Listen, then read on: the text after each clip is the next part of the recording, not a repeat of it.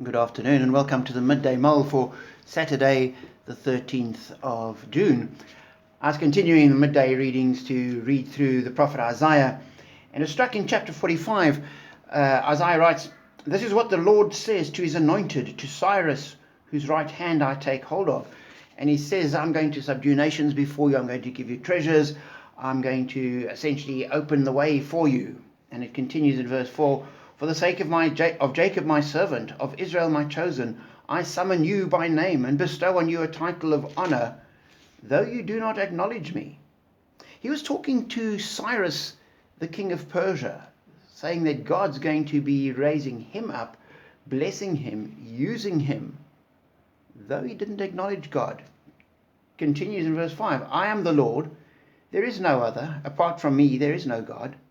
I will strengthen you, though you have not acknowledged me, so that from the rising of the sun to the place of its setting, men may know there is none beside me.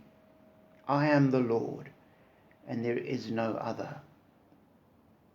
And I was struck by the fact that God was going to use Cyrus, this pagan king, and he wasn't going to do this and then Cyrus would be converted and become a good Jew or anything. He was just going to be using Cyrus as part of his overall plan, which at one level makes complete sense, because if God wasn't using the kings of the earth as part of his plan, that means a whole lot of stuff's happening outside of his plan, which is, in a sense, unthinkable. So Cyrus must have been part of God's plan for his people. And today, as we sit in a world which seems to be falling apart very often, and people are coming into power, and there's all these things happening, we need to recognize that behind everything, there is God, and he has a plan. As he says, "I am the Lord, and there is none beside me. There is no other."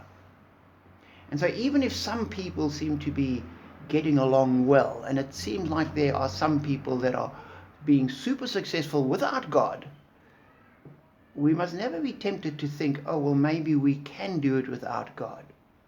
Because we need to remember that God is always working his purposes out, fulfilling his plan, even if the people don't realize it. And for me, that's an encouragement as I look at a world and look at people and look at the news and think, I don't have to panic, because God is still in control. He is the Lord. There is no other.